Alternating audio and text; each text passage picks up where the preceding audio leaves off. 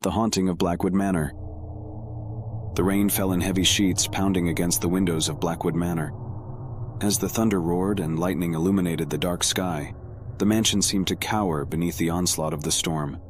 Perched atop a hill in a remote corner of the countryside, Blackwood Manor had a history steeped in darkness. For generations, the Blackwood family had resided within the mansion's walls, but the passing years had seen their fortune and legacy crumble. In the early 21st century, the last remaining heir, Samuel Blackwood, found himself alone in the decaying mansion, struggling to maintain his family's name and heritage. The village folk spoke of eerie occurrences at the manor, whispering about shadows that moved of their own accord and ghostly figures that wandered the halls. Samuel, a logical and skeptical man, brushed off these tales as mere superstitions. But as the days turned into nights, he could not ignore the growing unease that settled in the pit of his stomach. It was during one particularly stormy night that Samuel's skepticism would be put to the test. Alone in the mansion, he heard faint whispers echoing through the corridors. He dismissed them as the wind's tricks, but his unease grew as the whispers evolved into distinct, chilling words. "Samuel, help, trapped." The voice seemed to emanate from the walls themselves. Heart pounding, Samuel grabbed a candle and ventured into the dimly lit hallway. The air grew colder as he followed the sound, which led him to a hidden door he had never noticed before. With trembling hands, he pushed the door open to reveal a secret chamber, its walls adorned with old portraits of Blackwood ancestors. The flickering candlelight revealed a figure in the corner, a woman dressed in a gown from a bygone era. Her eyes were hollow, her expression etched in desperation. "Who are you?" Samuel's voice quivered as he spoke. The woman's spectral gaze met his, and her voice trembled like a whisper carried on the wind. Amelia Blackwood, doomed to wander, trapped between worlds. Amelia's tale unfolded before him. She had been a Blackwood herself, a distant relative who had fallen in love with a stable hand. Their affair was discovered, and in a fit of rage, her father had locked her away in the secret chamber, sealing her fate. Left to wither in darkness, she had died alone, her cries for help echoing through the years. Tears welled in Samuel's eyes as he listened to Amelia's tragic story. Determined to free her spirit from its torment, he set out to uncover the truth of her death and bring closure to the past. Guided by Amelia's ethereal presence, he delved into the dusty archives of Blackwood Manor, unearthing old letters and documents that hinted at the truth behind her demise. The more he uncovered, the more the mansion seemed to come alive with spectral activity. Objects moved on their own, whispers grew louder, and the atmosphere became suffocating. Samuel's once logical mind was now consumed by a relentless determination to set Amelia free. As he pieced together the puzzle, he learned of a long-forgotten ritual that could release Amelia's spirit from the shackles of the past. The ritual required a blood sacrifice, a grim and haunting prospect. Samuel hesitated, torn between his love for Amelia and the terror of the unknown. With each passing day, the activity within the mansion escalated. Shadows danced on the walls, and Samuel's sleep was haunted by nightmares of Amelia's anguished cries. The line between the living and the dead blurred, and he could no longer distinguish reality from the supernatural. Finally, with his heart heavy, Samuel performed the ritual. The mansion trembled, and a deafening silence enveloped him. The world seemed to hold its breath as he waited, unsure of what he had unleashed. Then, as abruptly as it had begun, the storm ceased. The air grew warm, and a sense of peace settled over Blackwood Manor. Amelia's figure appeared before him, no longer trapped by the chains of her past. With a soft smile, she thanked him and faded away, leaving behind a mansion that was finally at rest. The village tales of Blackwood Manor transformed from tales of horror to stories of redemption. Samuel's sacrifice had broken the cycle of suffering that had plagued his family for generations. The mansion, once a symbol of darkness, was now a beacon of hope and closure. But Samuel himself was forever changed. The line between the living and the dead had blurred in his mind, and he found himself haunted by the memory of Amelia's ghostly presence. He was never quite the same, forever caught between the realms of the rational and the supernatural. And so, the tale of Blackwood Manor became a cautionary one, a reminder that the past could not always be buried, and that the choices made in the present could echo through time, shaping the destiny of those who dared to uncover the secrets hidden within the shadows. The Whispering Woods Inn. In the heart of the English countryside, nestled between a dense thicket of ancient oaks, stood the Whispering Woods Inn. With its ivy-covered walls and quaint charm, the inn attracted weary travelers seeking respite from the modern world. But beneath its picturesque facade lay a history tainted by darkness. Lucy Grayson, an aspiring writer, arrived at the inn in search of inspiration for her next novel. The moment she crossed the threshold, an eerie feeling settled over her. The innkeeper, an elderly woman named Agnes, greeted Lucy with a knowing smile. "Welcome, my dear, to the Whispering Woods Inn. We offer more than just a place to rest. We offer stories," Agnes said cryptically. Unfazed, Lucy settled into her room, hoping to find the inspiration she so desperately sought. As night fell, a strange sensation washed over her, a sense of being watched, of unseen eyes peering from the shadows. Unable to ignore the feeling, Lucy ventured into the inn's garden, where ancient trees whispered secrets in the wind. As she walked deeper into the woods, the air grew colder, and the trees seemed to close in on her. Whispers echoed through the darkness, faint at first, then growing louder and more distinct. "Leave. Danger. Escape." Lucy's heart raced as she looked around, her breath visible in the chill. She felt a presence, a figure shrouded in mist, watching her from a distance. Panic surged through her veins, and she fled back to the safety of the inn, her mind racing with questions. The next day, Lucy confided in Agnes about her unsettling experience. The innkeeper's expression grew somber as she shared the history of the Whispering Woods Inn. Decades ago, the inn had been a refuge for travelers, but it had also harbored a dark secret. A group of malevolent spirits, the remnants of those who had met their end within the inn's walls, were trapped in a restless limbo, their voices carried on the wind.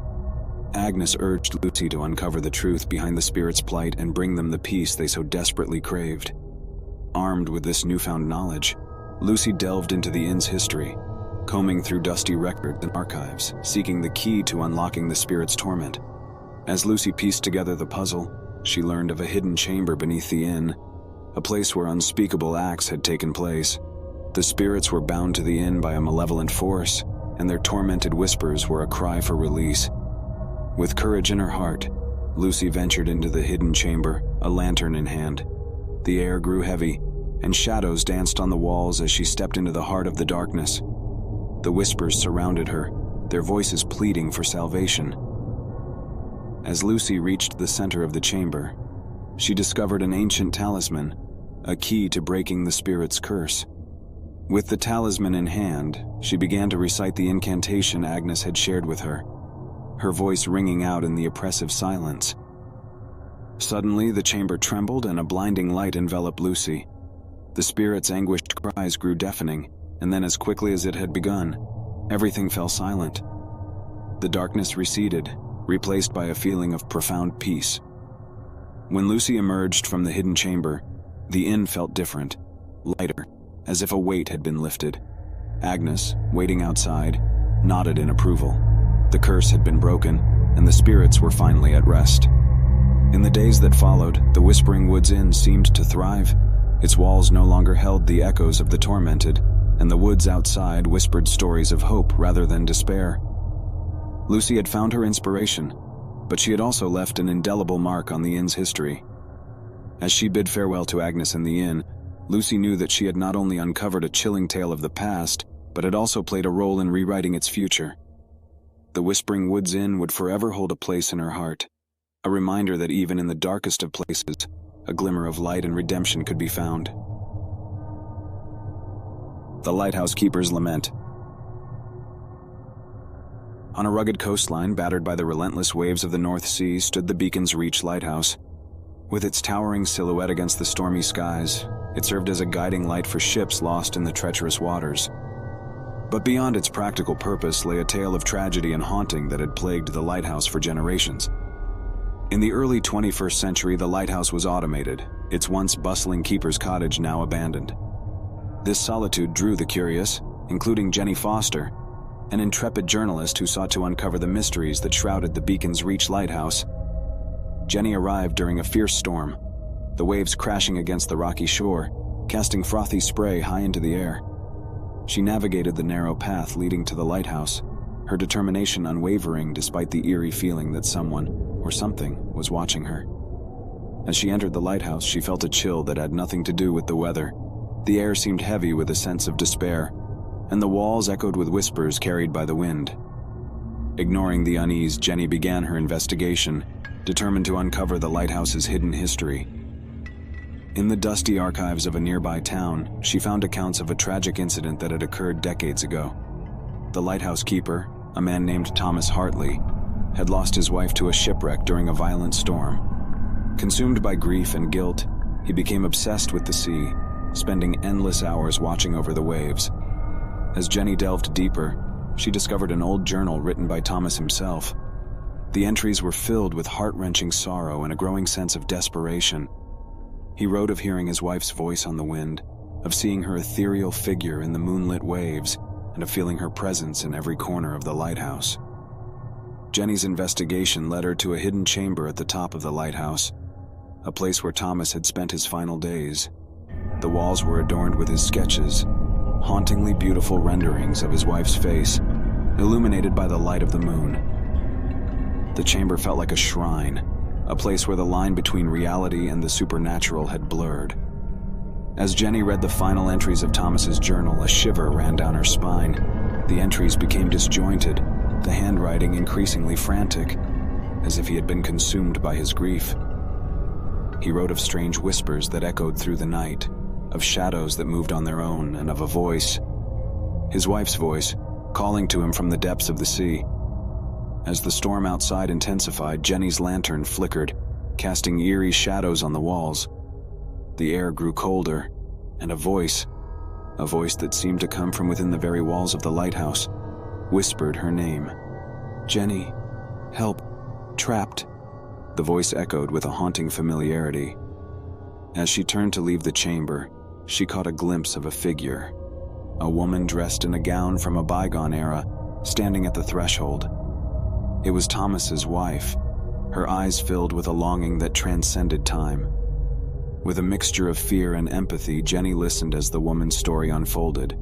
She had been trapped between the realms of the living and the dead, her spirit bound to the lighthouse by her husband's grief and her own lingering pain. She had watched over him, yearning to free him from his suffering, but in doing so had become trapped herself. Jenny knew that she had to break the cycle of sorrow that had held the lighthouse captive for so long.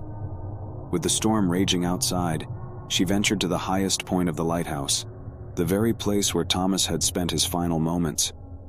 There, in the howling wind and crashing waves, she recited a heartfelt plea, a plea for release, for redemption, for peace. As the final words left her lips, the storm suddenly ceased. The air grew still and the lighthouse seemed to sigh with relief. When Jenny turned, the woman's spectral figure was gone, replaced by a sense of serenity that filled the chamber. As she descended the lighthouse, Jenny knew that she had helped Thomas and his wife find the closure they had so desperately needed. The Beacon's Reach lighthouse was no longer haunted by the weight of their tragedy. Instead, it stood as a testament to the power of love, grief, and the possibility of finding solace even in the most haunted of places. And as Jenny looked back at the lighthouse, its light casting a steady beam into the night, she felt a sense of gratitude and connection with the past. A reminder that the stories we uncover are often woven into the fabric of our own lives,